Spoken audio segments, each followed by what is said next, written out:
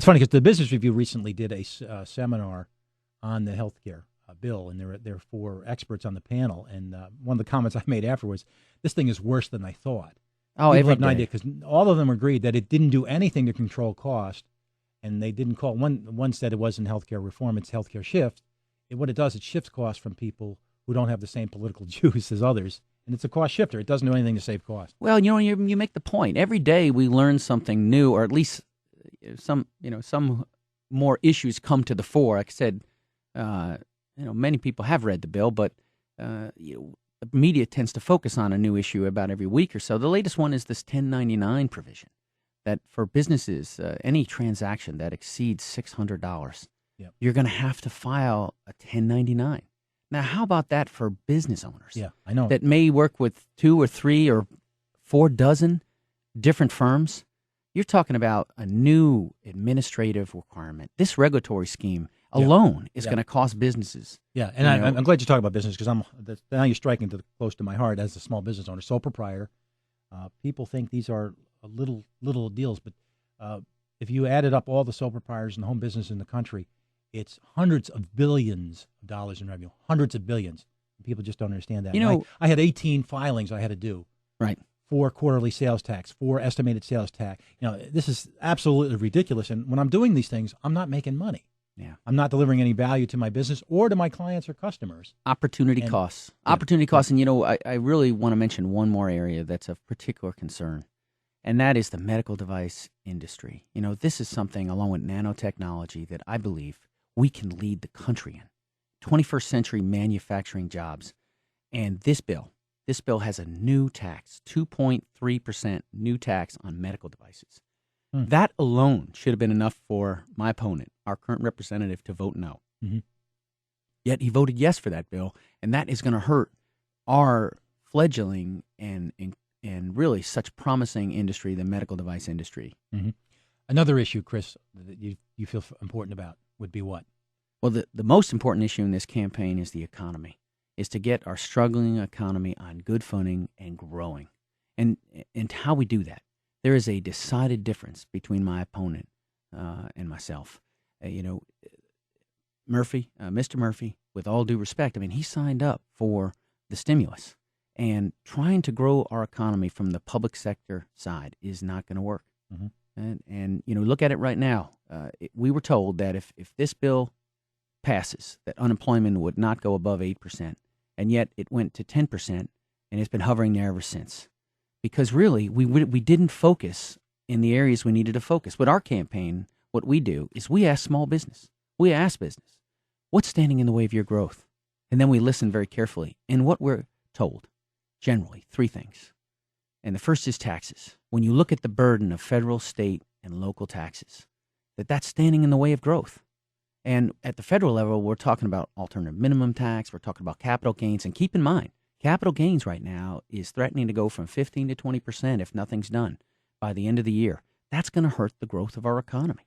Mm-hmm. And you look at the local level and you talk about property taxes. So you can see that to really change the climate for our businesses, to make it friendly, not hostile to growth, we've got to have concerted effort at the federal, the state, and the local level. We need like-minded souls that recognize that to grow our economy, we need to change our structure on taxes. And the same goes for regulations. We have onerous and duplicative regulations across the spectrum. I noticed in your background that you worked on this from 95 to 98. I think that off air, I could learn something from you, like I'm learning from our business owners. It's interesting because I did work for the Governor's Office of Reg Reform, and what really struck me about this is you can save a lot of money without spending without a dime of taxpayer money. We used to quantify when you reduce red tape, how much did you save? And we actually, I was helped engineer a database where we would quantify if you took out this amount of paperwork, how much you save. And I asked one state worker, well, you reduced this paperwork, how much did you save? Yeah. He says, well, it's hard to put a number on it. It's paperwork. I said, wait a minute. Call the CEO of that accounting firm. Absolutely. Ask him if he's paying those people who are doing the paperwork. Is he paying their health insurance, their workers' comp, their pension, their health care? He got back with him the next day and said, this is how much money it's saved by office, that regulation. You multiply that by 14,000 accountants, and that's how much money you're saving. So regulatory reform is an enormous opportunity not only to relieve the hassle Yeah. but save money and money that's going to be invested in the private See, this economy. is it, Mark.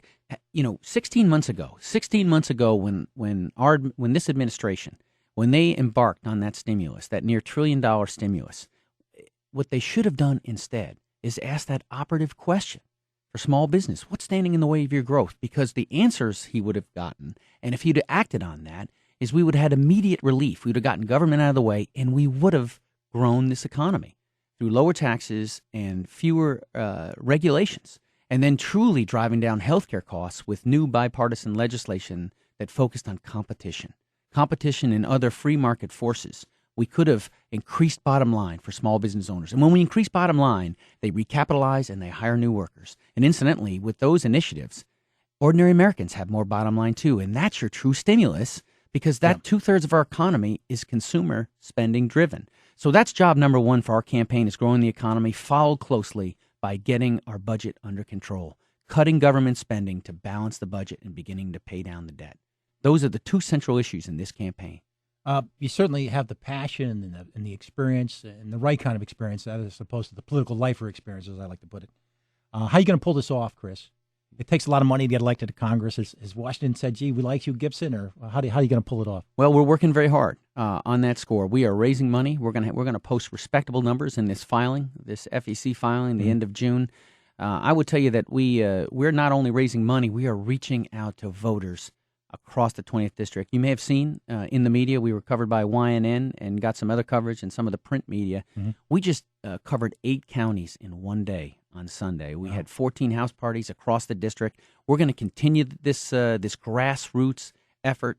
We have our coalition, Republicans, conservatives, independents, Tea Party movement, and Democrats looking for a better way, all walking side by side together, recognizing the fact that we absolutely must change course. So you're going to see a grassroots effort that will also post respectable fundraising figures, and we will get our message across. Because let's remember that money's important in an election, but money can't buy an election. In the end, this is an emotional thing. Americans go to the poll and they pull a lever. And in November, we want them to pull the lever for Gibson for Congress so that we can begin changing our country in January. Now, and I don't know, I don't think there's any Santa Grads in Congress. Are you aware of any? Because I'm not aware of any. Yeah, I'm not aware of I know George Dukmasian was governor of California for a while, but I don't think there are. Yeah, we're going to put one come January. That would be something. That's Go for sure. Saints. Go Saints, yeah. What's your website, Chris? People want to... Thanks very much, Mark. It's www.chrisgibsonforcongress.com. Please join our website and also join our Facebook. We invite your feedback. We'd love to hear from you. And Mark, I got to tell you, thank you very much. I have such great memories of my time here at Siena. It was an honor to be with you today. Oh, thanks. It's an honor to have you with us, Chris. The ROTC program is a very prominent program here at Siena. A lot of people aren't aware of it, and you are the ultimate representation of that program. You're a true credit to Siena, and who knows, you just might be the first Siena grad in the U.S. Congress. And so time will tell on that. But it's been great having you with us today. Chris Gibson, our guest on the Siena Alumni Connection. God bless. Thanks very much, Mark.